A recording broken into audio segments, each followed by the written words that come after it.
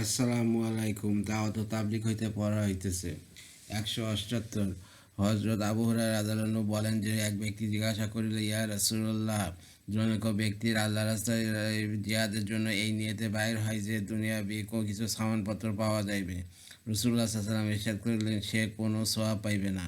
লোকেরা এই কথাকে বড় ভারী মনে করিল এবং ওই ব্যক্তিকে বলিল, তুমি এই কথা রাসূলুল্লাহ সাল্লাল্লাহু আলাইহি ওয়াসাল্লামের নিকট পুনরায় জিজ্ঞাসা করো।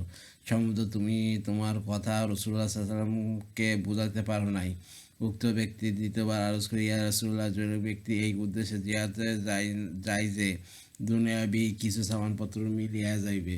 তিনি ইরশাদ করিলেন, সে কোনো সওয়াব পাইবে না। লোকেরা ওই ব্যক্তিকে বলিল, তুমি আবার জিজ্ঞাসা করো। সে ব্যক্তি তৃতীয়বার জিজ্ঞাসা করিল। রাসূলুল্লাহ সাল্লাল্লাহু আলাইহি ওয়াসাল্লাম তৃতীয়বারও তাহাকে ইহাই বলিলেন যে সে কোনো সওয়াব পাইবে না। আবু দাউদ 179। হযরত আবু সালামা খুশানী রাদিয়াল্লাহু আনহু বলেন, রাসূলুল্লাহ সাল্লাল্লাহু আলাইহি ওয়াসাল্লাম যখন কোনো জায়গায় অবস্থান করিবার জন্য তাঁবু ফেলিতেন, তখন সাহাবারা রাদিয়াল্লাহু আনহুম উপত্যকা ও নিম্নভূমিতে বিক্ষিপ্ত হইয়া অবস্থান করিতেন। রাসূলুল্লাহ সাল্লাল্লাহু আলাইহি ওয়াসাল্লাম ইরশাদ করিলেন, এইভাবে উপত্যকা ও নিম্নভূমিতে তোমাদের বিক্ষিপ্ত হইয়া যাওয়া ইহা শয়তানের পক্ষ হইতে। সে তোমাদের একজনকে অন্যজন হইতে পৃথক করিতে রাখিতে চায়। এই ইরশাদের পর রাসূলুল্লাহ সাল্লাল্লাহু আলাইহি ওয়াসাল্লাম যেখানে অবস্থান করিতেন, সমস্ত সাহাবা রাদিয়াল্লাহু আনহুম একসাথে মিলামিশে অবস্থান করিতেন। এমনকি তাহাদের একজনকে অন্যজনের কাছাকাছি দেখিয়া এইরূপ বলাবলি হইতে লাগিল যে, যদি ইহাদের সকলের উপর একটি কাপড় ফেলিয়া দেওয়া হয়, তবে উহা তাদের সবাইকে ঢাকিয়া লইবে। আবু দাউদ 180। হযরত শাকুর গামেজি রাদিয়াল্লাহু আনহু বলেন, রাসূলুল্লাহ সাল্লাল্লাহু আলাইহি ওয়াসাল্লাম ইরশাদ করিয়াছেন, হে আল্লাহ, আমার উম্মতের জন্য দিনের প্রথম অংশে বরকত দান করুন। রাসূলুল্লাহ সাল্লাল্লাহু আলাইহি ওয়াসাল্লাম যখন কোনো ছোট বা অথবা বড় লস্কর রওনা করিতেন, তখন তাদেরকে দিনের প্রথম অংশে রওনা করিতেন। হযরত শকর রাদিয়াল্লাহু আনহু একজন ব্যবসায়ী ছিলেন। তার ব্যবসার মাল কর্মচারীদের মাধ্যমে বিক্রি করার জন্য দিনের প্রথম অংশে পাঠাইতেন। উহাতে তিনি ধনী হইয়া গেলেন এবং তার মাল বৃদ্ধি পাইয়া গেল। আবু দাউদ ফায়দা হাদিস শরীফে বর্ণিত, রাসূলুল্লাহ সাল্লাল্লাহু আলাইহি ওয়াসাল্লামের দোয়ার উদ্দেশ্য এই যে, যদি আমার উম্মতের লোকেরা দিনের প্রথম অংশে সফর করে অথবা দিনই কিংবা দুনিয়াবি কাজ করে, তবে উহাতে তাদের বরকত হাসিল হইবে।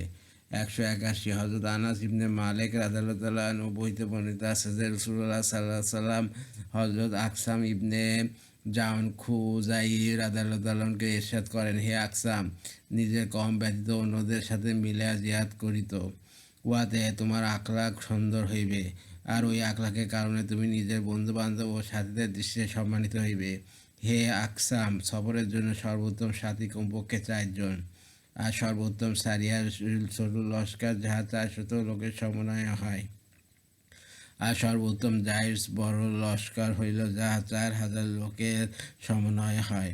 12,000 লোক সংখ্যা স্বল্পতার কারণে পরাজিত হইতে পারে না, তবে পরাজয়ের অন্য কোনো কারণ, যেমন আল্লাহ তাআলার কোনো নাফরমানিতে লিপ্ত হইয়া যাওয়া ইত্যাদি থাকলে ভিন্ন কথা। ইবনে মাজাহ 182। হযরত আবু সাঈদ খুদরি রাদিয়াল্লাহু আনহু বলেন যে, আমরা একবার রাসূলুল্লাহ সাল্লাল্লাহু আলাইহি ওয়াসাল্লামের সঙ্গে সফরে ছিলাম।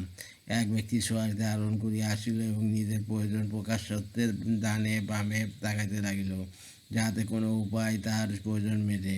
রাসূলুল্লাহ সাল্লাল্লাহু আলাইহি ওয়াসাল্লাম ইরশাদ করিলেন, যাহার নিকট নিজের প্রয়োজন অতিরিক্ত সোয়ারি আছে, সে উহা এমন ব্যক্তিকে দান করে যাহার নিকট সোয়ারি নাই। আর যাহার নিকট নিজের প্রয়োজন অতিরিক্ত খাওয়া দাওয়ার ব্যবস্থা আছে, সে উহা তাহাকে দান করে যাহার নিকট খাওয়া দাওয়ার ব্যবস্থা নাই। বর্ণনাকারী বলেন, রাসূলুল্লাহ সাল্লাল্লাহু আলাইহি ওয়াসাল্লাম এমনইভাবে বিভিন্ন প্রকার মালের নাম উল্লেখ করিলেন, এমনকি তাহার উৎসাহ দানের কারণে তা আমাদের ধারণা হইতে লাগিল যে, আমাদের কারোর নিকট নিজের প্রয়োজন অতিরিক্ত জিনিসের কোনো হক নাই, বরং এই অতিরিক্ত জিনিসের প্রকৃত হকদার সেই ব্যক্তি যার নিকট উহা নাই। মুসলিম 183। হযরত জাবের ইবনে আব্দুল্লাহ রাদিয়াল্লাহু আনহু বর্ণনা করেন যে, রাসূলুল্লাহ সাল্লাল্লাহু আলাইহি ওয়াসাল্লাম কোনো এক যুদ্ধে যাওয়ার সময় ইরশাদ করিলেন, হে মুহাজির ও আনসারদের জামাত, তোমাদের ভাইদের মধ্যে কিছু লোক এমন রহিয়াছে যাহাদের নিকট না মাল আছে আর না তাদের আত্মীয়স্বজন আছে।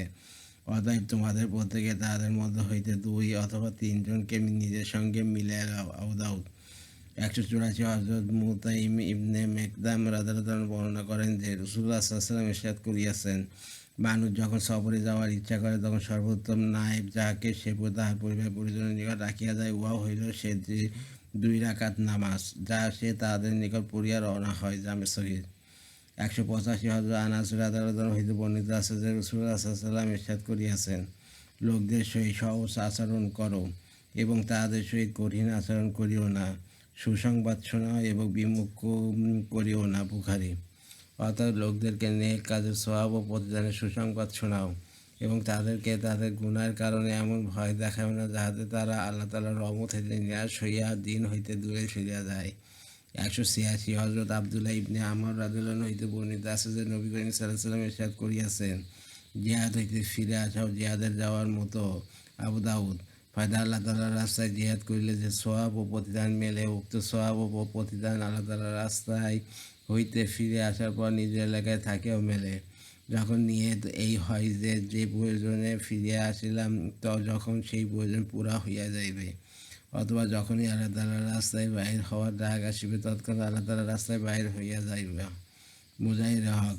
187 হযরত আব্দুল্লাহ ইবনে ওমর রাদিয়াল্লাহু আনহু হইতে বর্ণিত আছে যে রাসূলুল্লাহ সাল্লাল্লাহু আলাইহি ওয়াসাল্লাম যখন জিহাদ, হজ অথবা উমরা হইতে ফিরিতেন তখন প্রত্যেক উঁচু স্থানে 3 বার তাকবীর বলিতেন অথবা এই কালেমা সমূহ পড়িতেন। অর্থ আল্লাহ তাআলা ছাড়া কোনো মাবুদ নাই, তিনি একক, তার কোনো শরীক নাই, রাজত্ব তারই জন্য, তার জন্য প্রশংসা এবং তিনি সকল বস্তুর ওপর ক্ষমতাবান। আমরা প্রত্যাবর্তনকারী, তওবাকারী, ইবাদতকারী ও সেজদাকারী, আপন রবের প্রশংসাকারী। আল্লাহ তাআলা তার ওয়াদা সত্য প্রমাণ করিয়াছেন এবং আপন বান্দার সাহায্য করিয়াছেন, আর তিনি এককভাবে দুশমনকে পরাস্ত করিয়াছেন। আবু দাউদ। 188 হযরত আমর ইবনে মুরাবা জুহানী রাদিয়াল্লাহু আনহুকে রাসূলুল্লাহ সাল্লাল্লাহু আলাইহি ওয়াসাল্লাম ইসলামের দাওয়াত দিলেন এবং বলিলেন, হে আমর ইবনে মুরারা, আমি আল্লাহ তাআলার সকল বান্দাদের প্রতি নবী হিসাবে প্রেরিত হইয়াছি। আমি তাদেরকে ইসলামের প্রতি দাওয়াত দিয়াইতেছি এবং আমি তাদেরকে হুকুম দিতেছি যে তারা যেন খুনের হেফাজত করে, অন্যায়কে কাউকে হত্যা না করে, আত্মীয়তার সম্পর্ক বজায় রাখে, এক আল্লাহ তাআলার ইবাদত করে, মূর্তি পূজা ছাড়িয়া দেয়, বাইতুল্লাহর হজ করে, আর 12 মাসে 1 মাস রমজানের রোজা রাখে। যে ব্যক্তি উপরোক্ত বিষয়গুলো মানিয়া লইবে সে জান্নাত পাইবে, আর যে ব্যক্তি মানিবে না তার জন্য জাহান্নাম হইবে। হে আমর, আল্লাহ তাআলার উপর ঈমান আনয়ন করো, তিনি তোমাকে জাহান্নামের ভয়ানক আযাব থেকে নিরাপত্তা দান করিবেন। হযরত আমর রাদিয়াল্লাহু আনহু আরজ করিলেন, আমি সাক্ষ্য দিতেছি যে আল্লাহ তাআলা ব্যতীত কেউ ইবাদতের উপযুক্ত নাই এবং নিঃসন্দেহে আপনি আল্লাহ তাআলার রাসূল। আর আপনি যাহা কিছু হালাল ও হারামের বিষয় লইয়া আসিয়াছেন আমি ওই সকল বিষয়ের উপর ঈমান আনিলাম, যদিও এই সকল বিষয়ে অনেক কমের নিকট অপছন্দনীয় হইবে। রাসূলুল্লাহ সাল্লাল্লাহু আলাইহি ওয়াসাল্লাম খুশি প্রকাশ করিলেন এবং বলিলেন, হে আমর, তোমার জন্য শাবাশী হোক।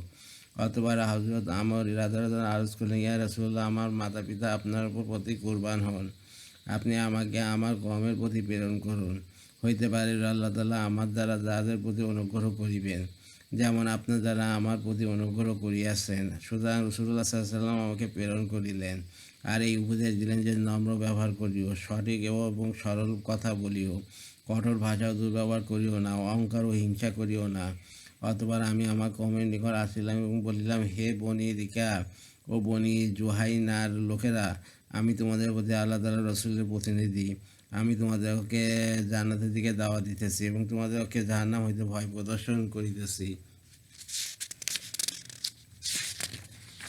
আমি তোমাদেরকে এই বিষয়ে হুকুম দিতেছি যে তোমরা রক্তের হেফাজত করো, অর্থাৎ কাউকে অন্যায়ভাবে হত্যা করিও না, আত্মীয়তার সম্পর্ক বজায় রাখো, এক আল্লাহ তাআলার ইবাদত করো, মূর্তি পূজা ছাড়িয়া দাও, বাইতুল্লাহর হজ করো, আর 12 মাসে 1 মাসে রমজানের রোজা রাখো।